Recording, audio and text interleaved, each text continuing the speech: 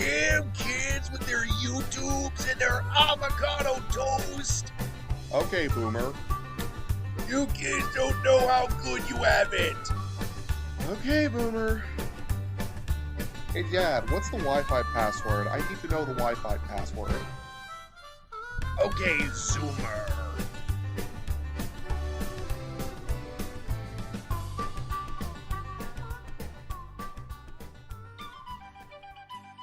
Top of the morning to you laddies. Welcome to another episode of OK Boomer, OK Zoomer. I am your host, the finest and very interesting Ghantt Chart, and with me is a fine Irish laddie by the name of Daddysquatch. Okay, yeah, let's just cut that out.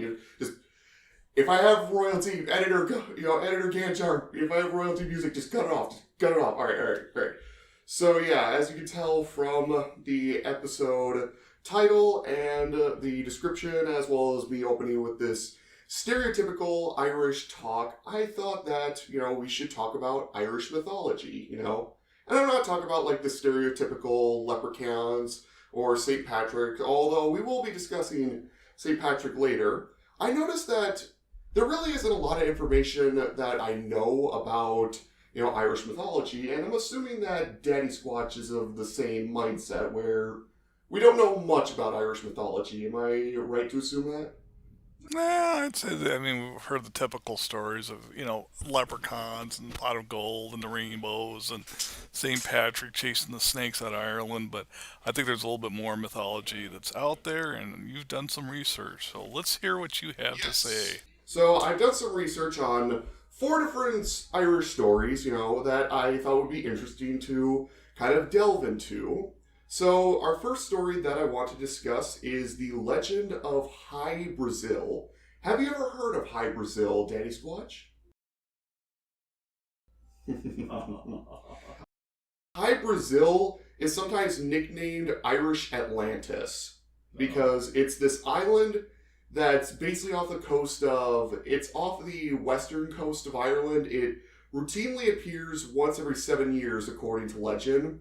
And according to my sources, they say it's like the 7th year, the 7th month, the 7th day. So the number 7 plays a huge role in the island's mythology. Some people have reported saying that the island is floating, and other people say that it's obscured by fog, but that typically when anyone tries to approach the island, it would just disappear. And there have been mentions of the island. In 1888, there was a book called Irish Wonders, which mentions it, which before then the story of this island was passed down orally. And then there was a report from the county known as Cork that an island appeared off the west coast of Ireland. And there was even a poem written about it by Gerald Griffith.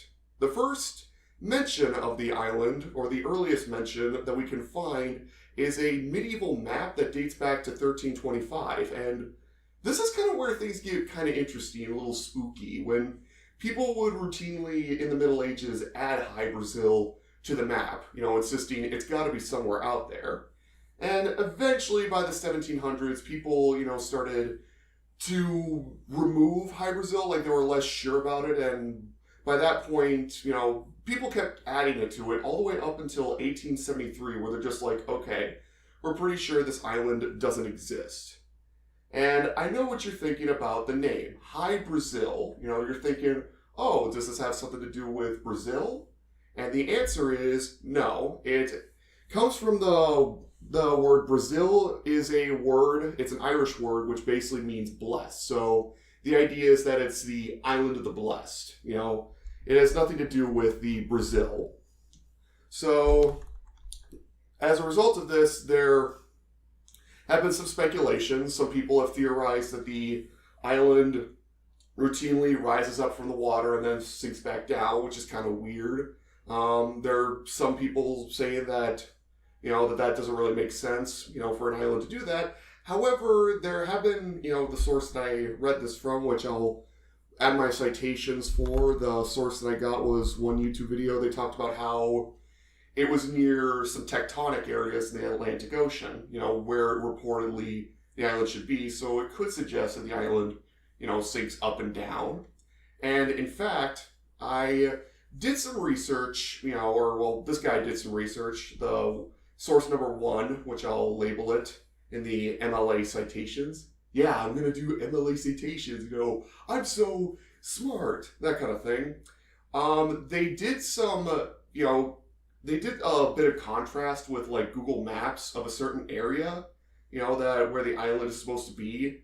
And they looked at the trenches and they realized, because they were using one medieval map which showed Hy-Brasil as well as another island which was by it. And the way that Hy-Brasil is described as like a small island with like a river running in between it. And they were doing the contrast, and they didn't find an island, but they did find a landmass underwater that almost matches that description. And they're thinking to themselves like, oh my god, maybe this is the Hy-Brasil that they were talking about.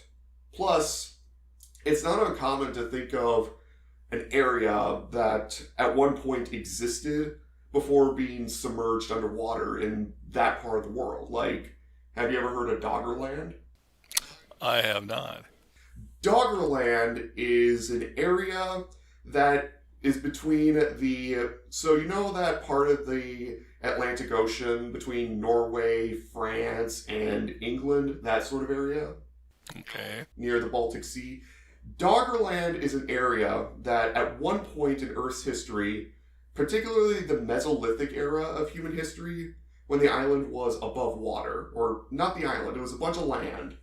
And for a lot of time, it was almost considered like, the, Stone Age Atlantis, because eventually through climate change as well as a few tsunamis that sank the area into creating the landmass that we see today, we find that there are actually pieces of evidence that humans used to live here, and it was almost like a Garden of Eden for them.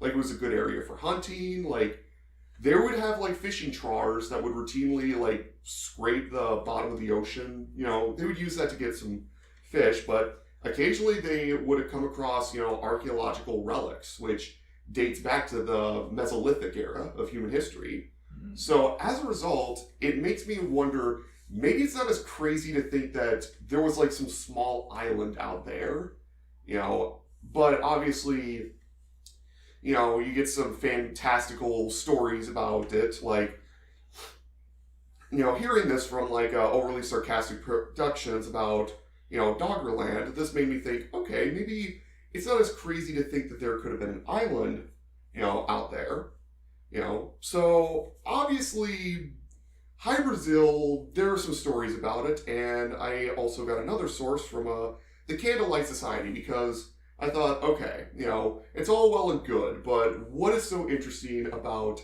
the island? What is it about this island that is interesting? And there have been several expeditions by medieval sailors to find Hy-Brasil.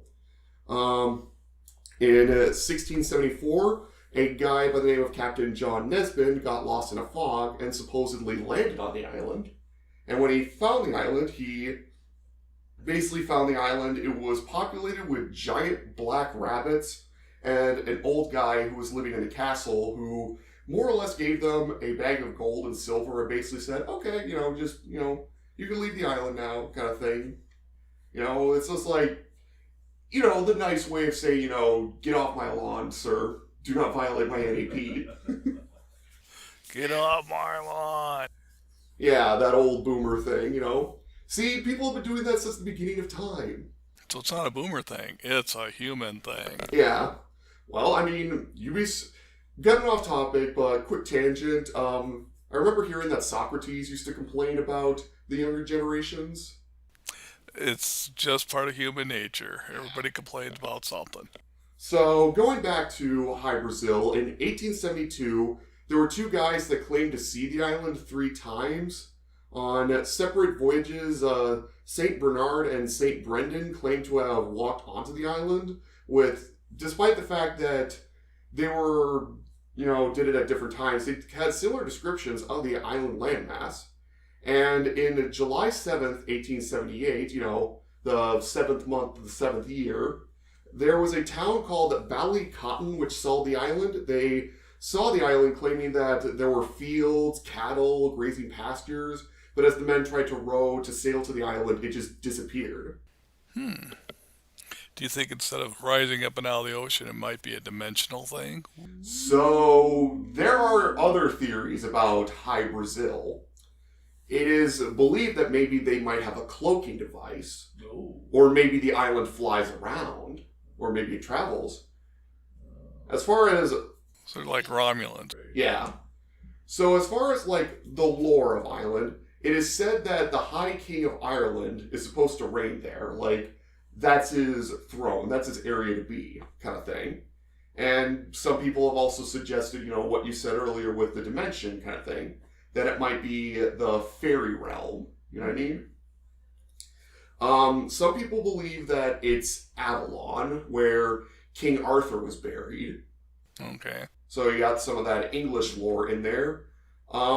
Supposedly on the island there's also, like, you know, it's also believed that there's a high caste of Irish monks who reside on the island, and they've reached this high level of spiritual and technical enlightenment. Because there have been reports of the town having gold domes and, you know, having flying chariots in the town. Like, this has added to some, you know, sort of spooky idea. Like, some people, this is part of the fun of, like, maybe it's, you know, the Irish Atlantis. Because you know how in a lot of movies and lore that they kind of, like, try to portray Atlantis as this super high-tech civilization that was lost to the ages kind of thing? Yeah, now, here's my thing. They're super high tech. How did a volcano blow them up? How the volcano? You should be able to tell when a volcano's going to erupt and you can move. That's why I always think the thing of Atlantis is, I think they're maybe more advanced than the people at the time.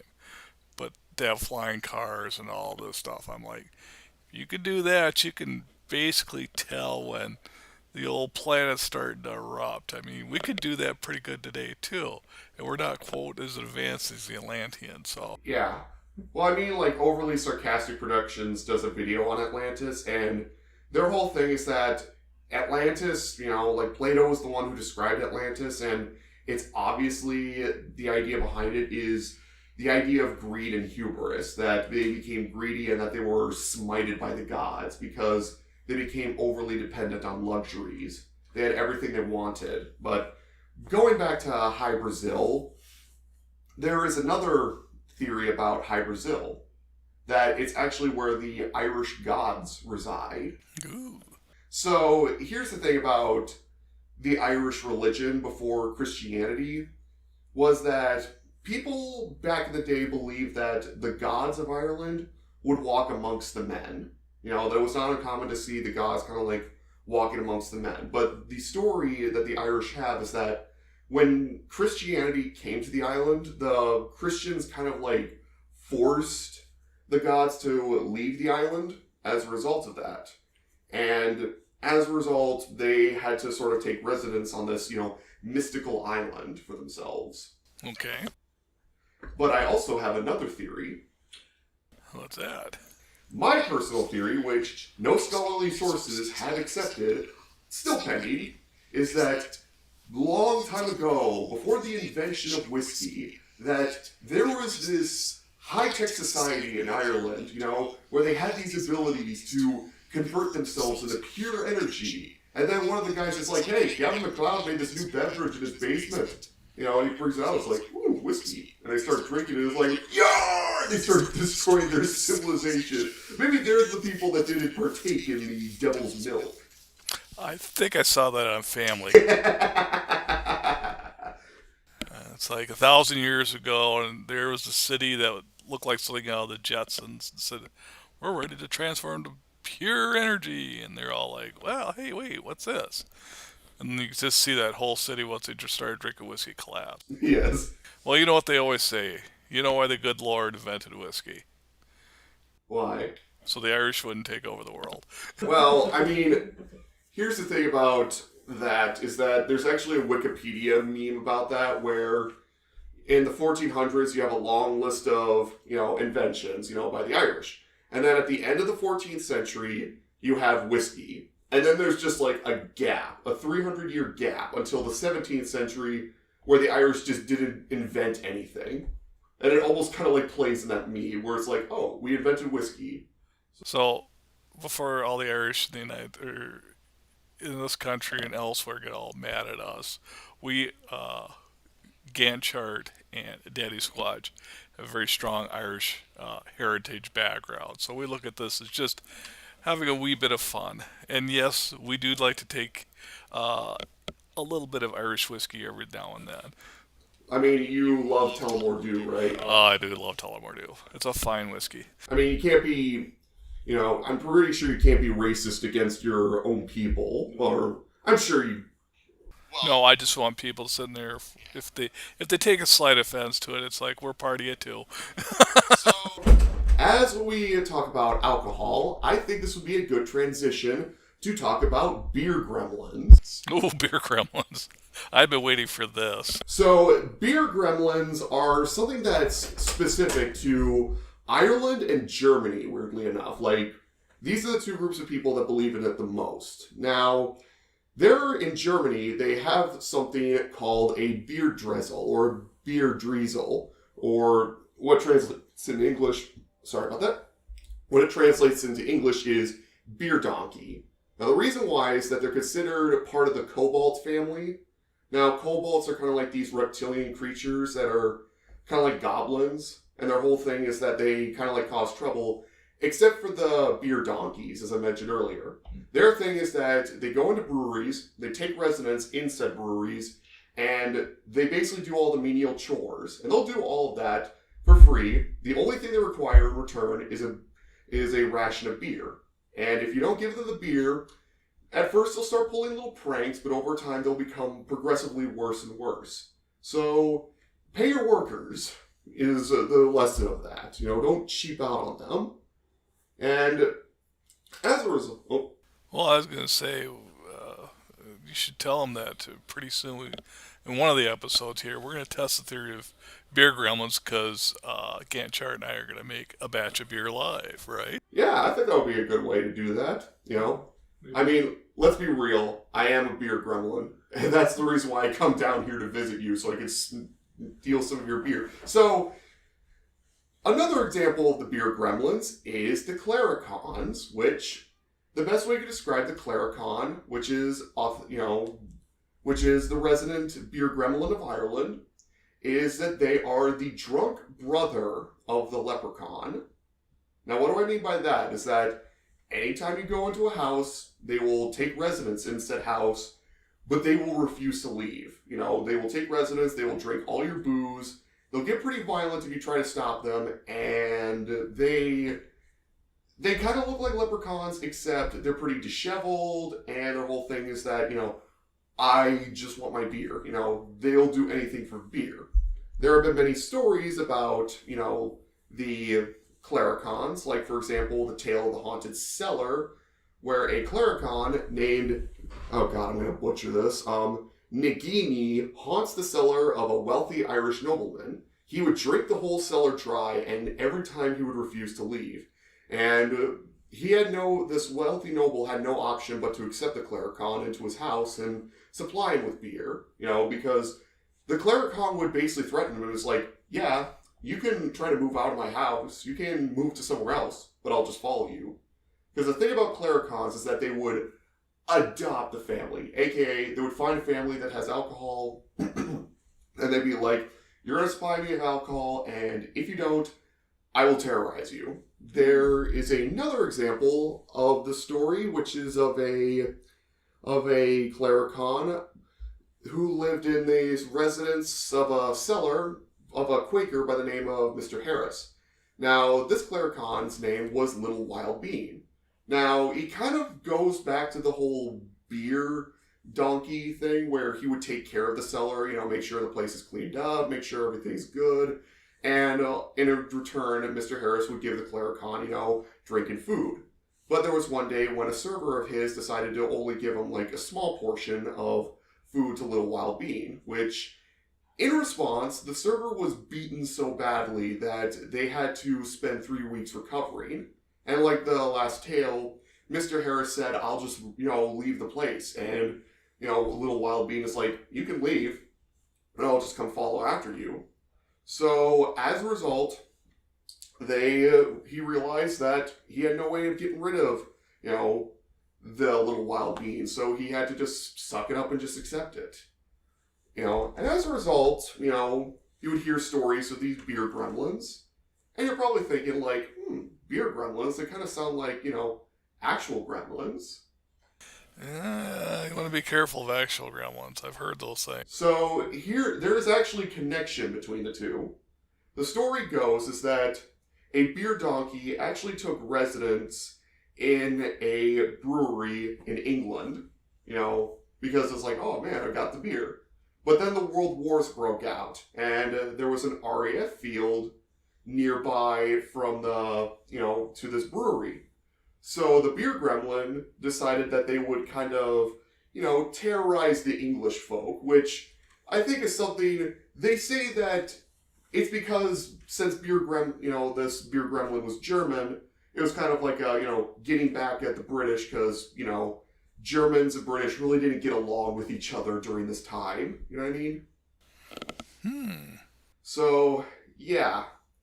I tried to get more information about Claricons, hopefully to try to get some more information about the Claricons as a individual, And another piece of information that I thought was kind of interesting is that, number one, while leprechauns are typically all over Ireland, Claricons seem to be more linked to certain areas of Ireland, particularly Southern Ireland. The counties they're mostly associated with are Cork and Kerry, which I'll bring up a map kind of like showing where those areas of Ireland will be, and I'll show that to you later. But those areas would basically be where the Claricons are supposed to reside. From my other, from my other source. I'll have the sources I mentioned before down below, but from that, there's also another thing about the Claricons. The Claricons, they favor alcohol, but do you want to know what their most favorite alcohol is? I hope it's wine. It's whiskey. Oh, rats. It's whiskey. They prefer whiskey. They'll take any sort of alcohol, but they have a deep love for whiskey, whether it be Kessler's or Tullamore Dew or that one whiskey that we get, from down south in our area from a brewery, we won't mention it. Yeah, that's really good too. I mean, we've had a lot of good whiskeys. That's one of the things I do enjoy is sampling some whiskeys, but I'll tell you what, I don't want no gremlin coming in my place. Well, I have bad news for you, Dad.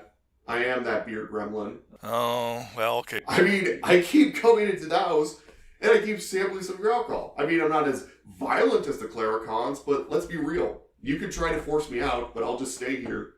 Yeah, okay. You can hate me, but I'll still love you, and I will still be a part of the family. You can never reject me. Here's another beer. Thank you. Yeah. I wish we had some Guinness while we were doing this episode. We'll get some beer afterwards, or we'll get something to drink, even if it's water. Sure. So, now that we have gone through that, I'm sure, Daddysquatch mentioned earlier, of St. Patrick. And I wanted to get more information about St. Patrick because I realized, I didn't really know much about St. Patrick. Well, let's do a few things here just before we go. Patrick is really not Irish. I think it's Podrick. Podrick is the name, and then Patrick is kind of an English version. Just like the name Sean is Irish for John, and Seamus is Irish for James, and Liam is Irish for William. So the Irish have their own language and all the thing, but to get to St. Patrick, and there's one thing I can't stand, especially with St. Patrick's Day coming up, is when they say St. Patty's Day, Patty, I'm just like, ugh. Yeah, I think another thing you also said about St. Patrick's Day that you despise is how in Ireland they celebrate it differently, so the whole point of, St. Patrick's Day is what a lot of the saint holidays would be celebrated in medieval times, which was in the morning they would, do some prayers, of that sort of thing. They go to church. Yeah, they would go to church. They would have some, and then afterwards they would have like a little feast and some alcohol. Where it's like nowadays, They would go to the pub. So the pub at that point, it's not like today's thing where you have Starbucks, you've got different eateries or whatever. There was a church, there was a pub. You may have had some place to get market and stuff like that. But very different than what society is today. And people, there's a town. Well, I won't say it. But where people sit there and they, kiss me, I'm Irish, and let's get some green beer, and I'm like, oh boy, I think the Irish in Ireland take a look at what Americans do, and they're just like, probably the same thing what the Germans do when we're doing our quote Oktoberfest, and they just look and they shake their heads, and it's like, you're doing it wrong. It's kind of like with the. It's kind of like I was listening to this one Reddit story where this guy who was a Irish citizen, who was like an Irishman, he was working in the United States as part of a work visa project, and he was managed to make get a girlfriend, but the problem is that this Irishman his goes to the girlfriend's family, and the thing about it is that this family, they're the stereotypical, Americans, that take pride in their Irish heritage. Where he would go in and he would have, because again, he's Irish, he would have an accent. He goes in, he talks about, talks in his, normal voice. The father gets so mad, he's like, how dare you use that fake accent? We are proud Irish citizens. You will not use that. And it's like, you will talk normally. And the dude's like, okay, so he just fakes an American accent to please the father. It's like, so how are you doing? It's like, oh, you're an Irishman yourself. It's like, yes. Where do you hail from? And it's like, what? Because, no Irishman would say something like that. Where do you hail from? And it's like, I'm from Cork. He's just, you're thinking that an Irishman would take offense to this, but for him, it was just like, oh my god, this is so funny. He was taking Well, I know there's a company I work with. I was talking to one of their top program directors and whatever. Come to find out, she was telling me that her grandfather had the same name as I do. So, and it's funny because I see that link or whatever and stuff, and kind of made a comment that we're all members of the big Irish family and stuff, but because I know that of her now, some of the projects I work that she's in charge of get a little extra special care and attention to get them through faster. The Irish are going to take care of their own. So, now we get to talk about St. Patrick, the person, the eponymous St. Patty, you'd be surprised. I found out that we have literally very little information about him. We actually have 2 sources that discuss St. Patrick. Everything else is word of mouth or legends that have been transcribed, long after his death. We only have 2 official sources from the eponymous St. Patrick. The first was a letter written by him where he was criticizing English soldiers that were killing and enslaving Irish converts. And he was basically saying, can you please stop doing that? And the second is a letter that is entitled The Confectional, which is much more detailed. This information is a autobiographical document. And it talks about, what, St. Patrick was as a person. He was born in Roman Britain and was at least a 3rd generation Christian, to our knowledge, based on the fact that he lived, based on his father and his grandfather, who were both deacons. And he probably lived somewhere between the 4th and 6th century. We have no idea which one. We also have no evidence to suggest that he arrived in 432, like a lot of sources suggest. That source comes from a source written after the fact. But from what we know, he was part of a well-off family, and one day he was kidnapped and he was enslaved, and he was sent to Ireland to work as a sheep herder. And he often viewed this enslavement as God's wrath, like a show of, you need to repent. So he would spend a lot of days praying. So after a while, he would consider himself unlearned, yet modern scholars are a little hesitant on that and are wondering the accuracy of his story because he could speak Irish and Latin. This doesn't invalidate his story, he could have learned that later, but he basically worked as a shepherd praying to God, and that he got a message that his salvation to escape Ireland, he got a message from God who said, go on the ship. It's 200 miles away from here. He didn't know where the ship was, but just escape, get on the ship, and you could get out of here. And here's the thing about being a shepherd in Ireland, as a slave. You don't know the geography. So he was just kind of running all over the place, but he did eventually get to the ship.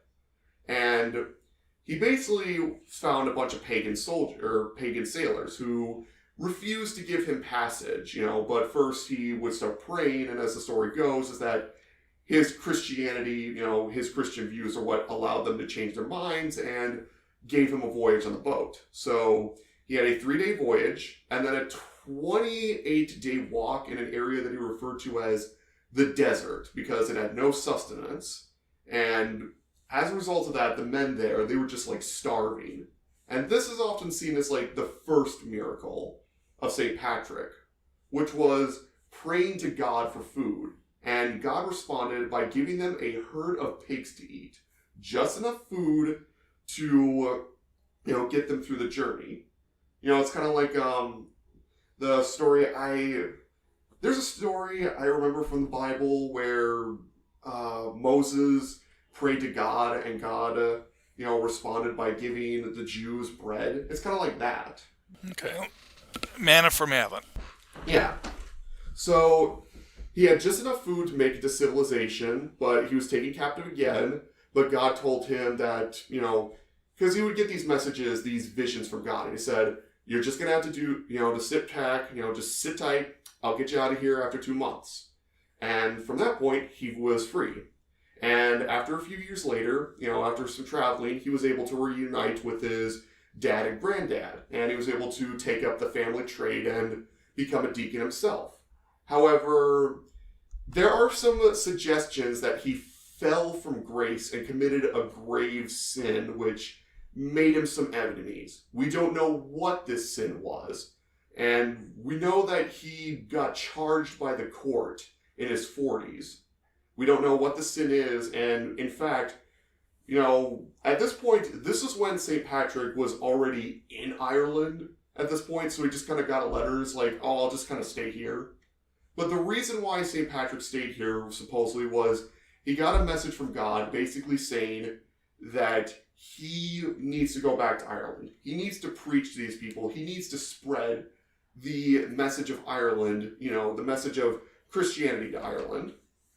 And so he would go back and kind of like, work. And for the longest time, he would be preaching, and a lot of Irish people, would basically be like, oh, that's just Paddy, just ignore him. But there were some people who were like Irish converts and listened, because, St. Patrick, he was ostracized and he would often wander from place to place. He didn't have the easiest time, but he was able to sort of introduce Christianity into Ireland, and that's why he was able to earn his sainthood, because I could be wrong. You probably know this more than I do, Daddysquatch, but from what I understand in Catholicism, there is sort of an element of we suffer, to achieve enlightenment, to achieve spiritual enlightenment. Is that right, or? Oh yeah, it's like going through a crucible or going through the fire to get cleansed. Yeah, because I remember hearing about these groups of Catholics, that would perform flagellation. No fart joke. It's basically where they would whip themselves to sort of purge themselves of their sins. Yeah. I mean, it's different. Every religion has its different connotation, but it was for St. Patrick. I mean, he's the one that basically was the one that brought Christianity to Ireland. So he's one of the first people to go preach it, and and there's different people that did it at the same time too, but It's at St. Patrick there. But I was wondering if you could see the thing, because St. Patrick was supposedly one of the tales or whatever was he chased all the snakes out of. Yes, I did research on that, and I was wondering, like, okay, how did he do that? Apparently, they were sea snakes, and the way he was able to do it was he got on top of a mountain and played a drum to sort of attract the snakes into the water. Now, here's the thing. We have no evidence that he actually chased the snakes out of Ireland, and in fact, the story of him seems to be a 12th century legend that was told about him. Like, he never mentioned it in his confession as one of the things he did. And in fact, that classic story about how St. Patrick would use the shamrock to teach people the Holy Trinity? Yes. That was the first time that appeared. That was a story written about him in 1727, which is even later. He never mentioned that. That also could be very much a word of mouth, kind of thing. So it couldn't be accurate. Oh, well, now you're ruining all the good Irish stories. Well, there's another Irish story about St. Patrick, another legend about him, which I don't know if you know about this one. One day, again, it's one of those word of mouth kind of things, So another myth about him, or another legend about him, was that one day he was preaching in a village and a well broke, which caused water to spread and start flooding the village. So people were starting to panic, and what St. Patrick basically did was that he would get into the water, and he would make the sign of the cross in the water, and he would start praying to God, saying, please bring the water back in, stop the flooding.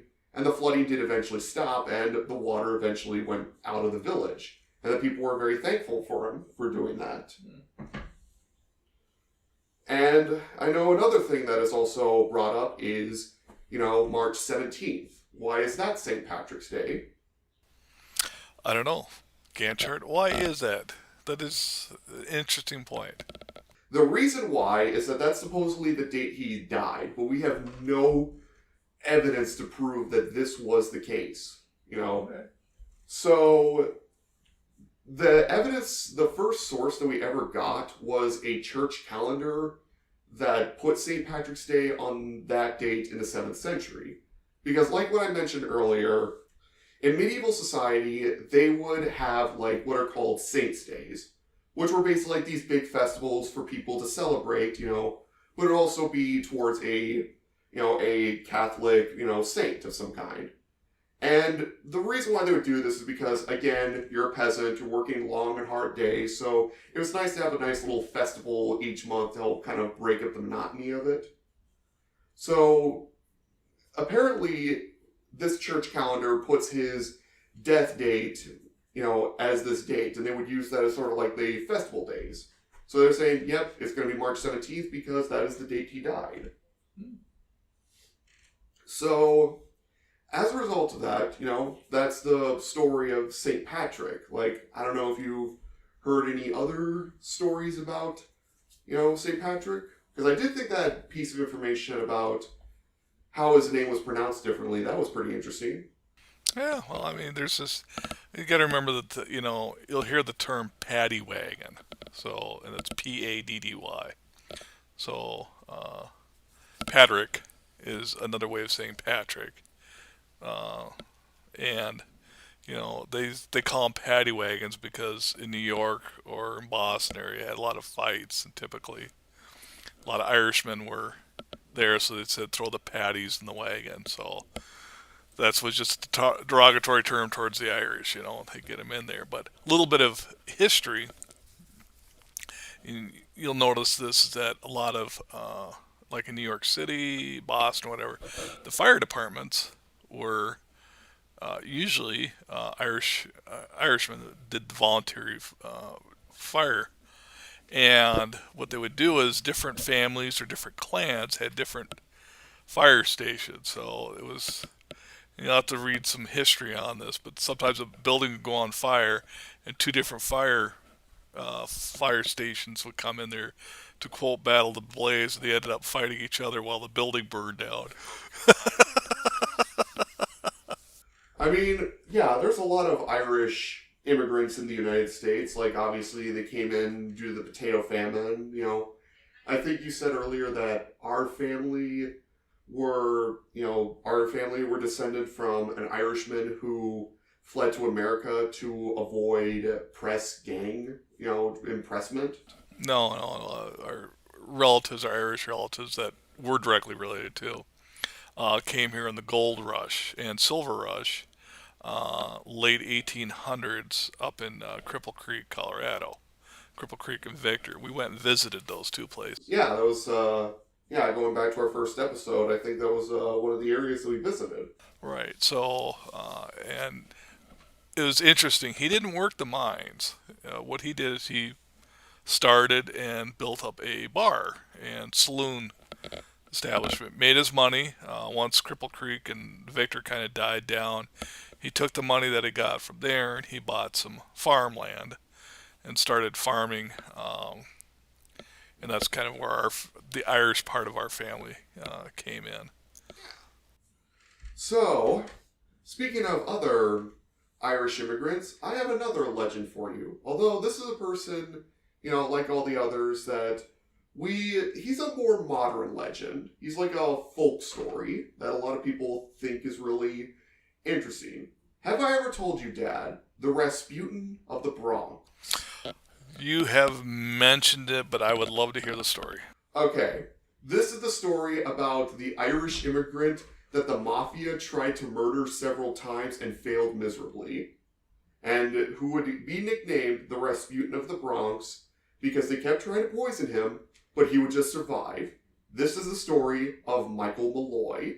Now, Michael Malloy is a character I was informed by Salmonella Productions, as well as Count Dankula, who, he's a Scotsman. He's that Scotsman I told you about earlier who got in trouble for, teaching his dog as a joke to do, the salute. And then he got in trouble with the Scottish government, and from that point on, he became a free speech advocate. But he also does some, stories of Mad Lads, and I was able to get a lot of the information about Michael Malloy from this. So, Michael Malloy, was an Irish immigrant who lived in New York City during the 1930s, during Prohibition. And as you mentioned before, he used to work as a fireman, but he was eventually let go, and he would basically go from speakeasy to speakeasy, running up the tabs, but he would have no ability to pay him off because he was homeless, he was broke, he was a bum, and a lot of people didn't like him. And again, another thing about this time was that this was the Great Depression. So there was a man by the name of Tony Marino who owned a speakeasy, but he wasn't getting in much business because even for other speakeasies, it was a pretty bad speakeasy. They have different reviews for it. It didn't get a lot of good reviews. So he decides to get with some of his friends, like Daniel Kreisberg and Francis Pascal, and what they decide to do is they're going to try to get some money because people have to find a way to pay the bills during the time. So they're deciding to commit insurance fraud. In fact, they've committed insurance fraud in the past, like Tony Marino, or one of the men involved, was known to have married a girl and then take an insurance claim on her, but then would basically leave her in a bedroom when she was drunk, leave the window open during the winter, and just let her die from hypothermia. So this was an insurance scam, and murder at that. It was some pretty dark times in the 1930s. So they decided, okay, here's the insurance scam. This is what we're going to do. We're going to take an insurance claim on Michael Malloy. We're going to do it through Joseph Murray, who was a bartender at the speakeasy. We're going to claim that they're relatives, and we're going to take this insurance claim on him. And then we kill Michael Malloy, but make it look like an accident, and then we collect the money. What these men had to gain from doing this was $3,576, or $66,000 in today's money, so quite a chunk of change. They just had to come up with a way on how to murder him. So they decided, okay, this is Michael Malloy, he's a drunk. Here's what we're going to do. We're going to pretend that one of us is, like, running for office and trick him into signing the papers, because you have to do that for the insurance claim to go through. And they do that basically saying, oh, I'm running for town office, that kind of thing. And as a result of this, he signs the papers, and the group informs him that you will get an unlimited tab. And it's like, well, what do you mean an unlimited tab? Michael Malloy, my dear boy, you get to drink as much alcohol as you want, and we can't stop you. And then Michael Malloy's like, oh, heck yeah. So for a few days, he would get really drunk. He would get blackout drunk, and they would have like a back room in the speakeasy, with the Tony Marino's apartment, and they would basically keep him there because, number one, it was a place for him to relax, and number two, it would be a place for him to die, so that way they could bring him in and make sure, that they could get the money, because no body, no insurance money. The problem is that Michael Malloy had an iron liver. They kept trying to get this guy to drink, all this alcohol. He'd get blackout drunk, he'd take all of it, but he wouldn't die. So they're like, okay, let's up the ante a little bit. So their plan was this. We're going to give this guy some alcohol, but afterwards, we're going to give him wood alcohol. Now, here's the thing about wood alcohol, is that it is said that 2 shots of pure wood alcohol is enough to kill a man. And sometimes bars would have wood alcohol as like a way to kind of like... Stretch it a little bit. Because, this is the Great Depression. There was no quality control for alcohol, and prohibition. So, here's the thing, is that they would give him the wood alcohol, but he would just drink it. And in fact, he would compliment the wood alcohol as like, this is really smooth. And just drink more and more, and he would not die. Now, here's the reason why. You see, Daddysquatch, if you were to drink alcohol before you drink wood alcohol, your blood cells become occupied with the alcohol molecules. This makes it so you can't accept anything more. So the wood alcohol wouldn't be able to poison him. So the group is like, okay, we gotta up the ante a little bit. So they give him expired oysters soaked in wood alcohol to kill him, and that doesn't work. They give him a sandwich with shards of glass filled with carpet tacks and rotted sardines. And he actually ate the whole thing and was like, this is really good. Tony, you should open up a restaurant. You do a pretty good job. So these guys are just seething. They're just mad. And they're trying to figure out a way to do this and quick, because they've been spending a lot of alcohol trying to do this. They've been spending a lot of money. This murder scheme is ranking up with a lot of cash. So one day they decide, okay, let's just leave him on a park bench in the winter. They soak him with water and they just leave him there, and he comes in the next day. He's just like, oh yeah, the police officer saw me. They decided to just give me a nice place to, rest and give me a new coat. They then decided to run him over with a taxi after he got drunk, and they eventually backed up over him and then ran him over another time. And they're thinking, okay, alright, he's gotta be dead. They get spooked by the cops, so they kind of like scatter, but now they've lost the body. But 5 days later, Mike Malloy comes into the speakeasy. He had absolutely no memory of what they had done. And he's like, hey, you boys, it's your boy, Mike Malloy. Yes, I'm stealing this from Count Dankula, shut up. It's not plagiarism if you source them. He just comes in and he's just like, yeah, I'd love some more alcohol, please. Now the group is just fuming. At this point, let's see, I have this written down. They spent $1,875 trying to murder him, and he was still alive. Some of them even considered, maybe hiring a hitman to kind of do the job. The problem is that by hiring a hitman, every hitman they tried to go to, they would ask way too much. So they're like, okay, I got an idea. So one day he gets blackout drunk. Tony Marino takes him to his apartment. They take a hose that's filled with carbon monoxide gas. They put it into his lips. They wrap him up with a towel, and then, just for good measure, just leave him there, because again, he's blackout drunk. And you would think, okay, this would kill him, right? Because he's breathing pure carbon monoxide gas. It did. After an hour, he died. So, no, there was no way he was going to survive this.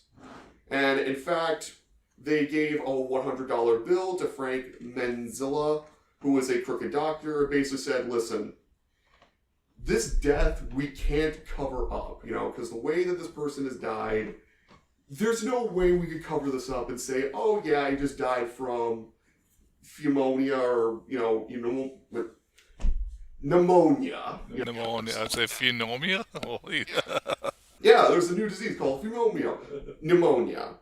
And, because again, they would kind of look at, the cause of deaths don't match up. So they're like, here's $100, in that time, they gave it to a crooked doctor named Frank Menzilla. Just say that he died from pneumonia. And they basically said, okay. So, to kind of go into the idea of how cheap they went, they buried him in a $10 coffin in an unmarked grave, and they didn't even pay the money to embalm him. This would bite them in the butt afterwards. Because here's the thing about the human body when it gets carbon monoxide gas in it. A human body that dies this way will have the blood flushed in the body. It will give a sickly red color. If they had embalmed Michael Malloy, this would have taken care of that. But they didn't. And as a result, when the insurance company decided to look at the body to make sure everything was on the up and up, they realized, okay, something's going on. What happened? And here's the thing about criminals. They have no honor. And one of the men by the name of Harry Green, who was part of the group, was kind of getting scared, so he decided, okay, I'll confess to everything. We basically killed this guy, because he basically decided to squeal because, number one, the police were hearing rumors of the indestructible hobo, so they were kind of getting a tip about this. And on top of that, Harry Green, who was part of the group, was very unhappy with the money that he got out of the insurance scam. So Harry Green was given 5 to 10 years in prison because he confessed, so they were going to give him a nice little deal. Dr. Menzilla was given a very light sentence as well. The rest of the group, they were told to have a seat, as we say in the business. They had a very shocking experience. A shocking experience. Oh. They got to learn all about Ohm's law. Oh, was the experience electrifying? Oh yes, definitely. Yeah, for those of you who don't know, couldn't take the hint, they were all executed via electric chair. Oh, that's like having so much fun with that. I bet you they were a little resistant. Daddysquatch, this is the reason why I love you. Bad puns and all. Oh, yes. Daddy jokes, the whole works. Yeah, so that is the tale of Mike Malloy. And it is kind of sad that, and I think Count Dankula mentioned this, that it's kind of sad that he didn't really have a home, he didn't really have, any of this. He doesn't even have a speakeasy to haunt, because that speakeasy was torn down. He doesn't even have a building to haunt. And I think another thing, too, is, another interesting bit of detail is that this story is the only records we have of Mike Malloy. People decided to research this story, and the Irish government said, we have no records of this guy. So this has led to a little kind of spooky stories about what happened to Mike Malloy. We only know about him from these stories. Was he an Irish immigrant? Was he fleeing Ireland because of the potato famine? Or was he fleeing Ireland for some other reason? There are some people that theorize that Michael Malloy fled Ireland because he may have murdered somebody, and that his name, Michael Malloy, is an alias. Because doesn't the name Michael Malloy kind of sound like a stereotypical Irish name? Oh, typical. There's I wouldn't say that, but Well, it's like a, or I shouldn't say stereotypical, but like a common. like Bob Jones or John Smith, where it's just like it sounds like a very generic name that somebody would make up. You know what I mean? I know Bob Jones. So I don't think he liked that. You said his name is made up. He's Well, I mean, there's probably somebody named Bob Jones out there, you know. Thank you for listening to the podcast. But as a result of this event, you know, you're probably thinking like, oh, you know, the Rasputin of the Bronx. The Irish people would love to tell this story. No. The Irish immigrants in New York City really didn't want to bring the story up to the public because here's the thing about the Irish folk at this time. They were just getting out of the discrimination that they faced, you know, from decades before.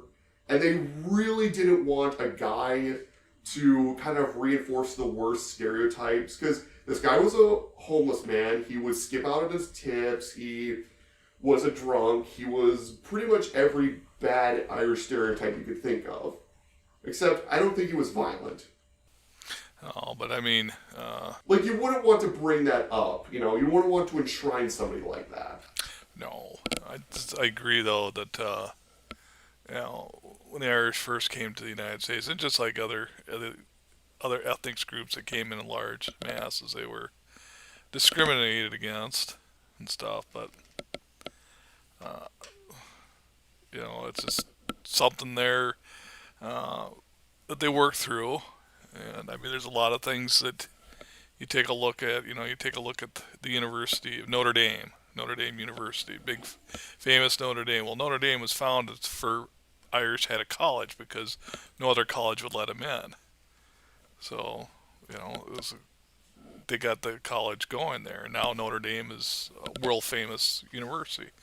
And other ethnic groups have the same thing too, is that, you know, they form together and they form their own things just to keep improving. And that's just, you know, whether you're Irish, you're from Africa, you're from wherever, China, I think you always want to do what you can to improve yourself, you know. So,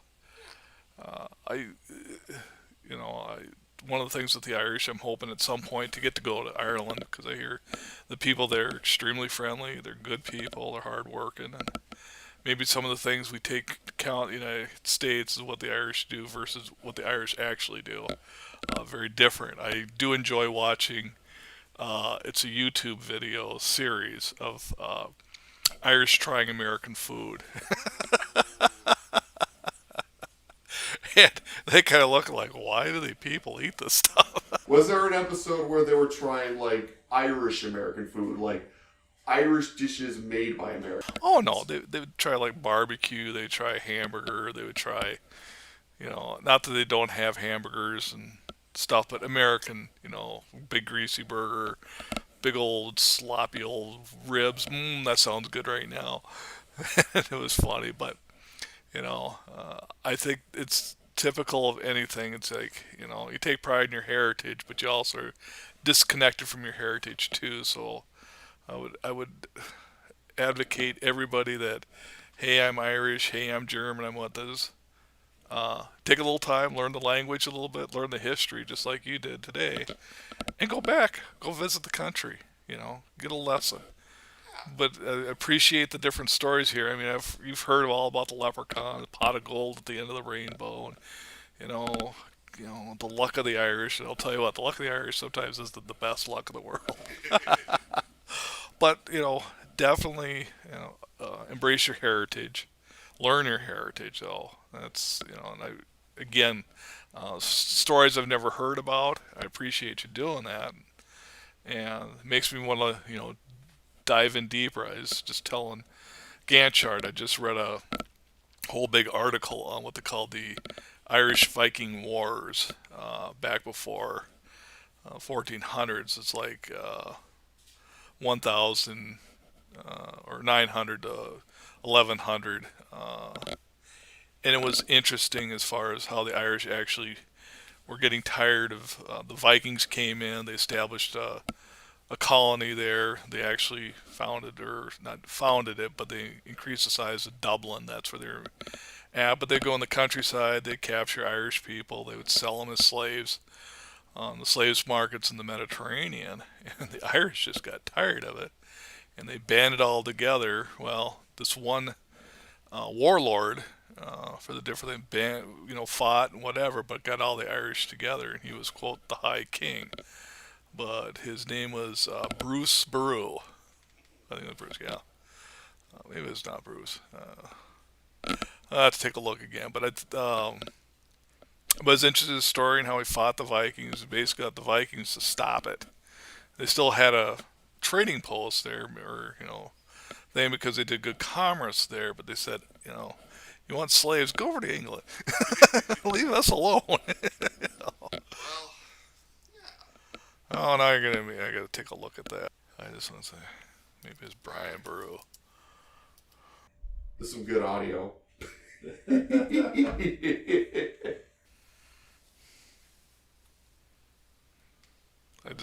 don't like having it. Yes, excuse me, it was not Bruce Boru, it was Brian Boru. But he was the Irish king and stuff, and he ended the Viking invasions of Ireland. So, he was, like I said, he may have been on your island. Did you know? Hy-Brasil. Right. But again, Brian Boru, I get a kick out of that because for us older boomers, there was a movie called Caddyshack. And Caddyshack, Ted Knight was making this big critical putt, and he opens up his golf bag, and he tells Spalding, get me Billy Boru. And it was a special club, and it's an old, gnarly piece of wood and stuff. But that was this special club that he had. So when I saw Brian Boru, I thought, oh, Billy must have been his brother. Well, that is the episode. So, yeah, and I think what you said earlier, that was a good note to leave off on. So, yeah, go out there, learn about your heritage, and embrace all those traditions. So if you want to hear more episodes like this, you can find us on YouTube, you can find us on Spotify, and if there's any other topics you are interested in, let us know down in the comments below. Tell us how we are, and we would appreciate it, to have a rating of it. It could be a 5-star, it could be a 1-star. The only way we can get better is to learn. So thank you again for listening to our episode, and we will see you next time. Bye!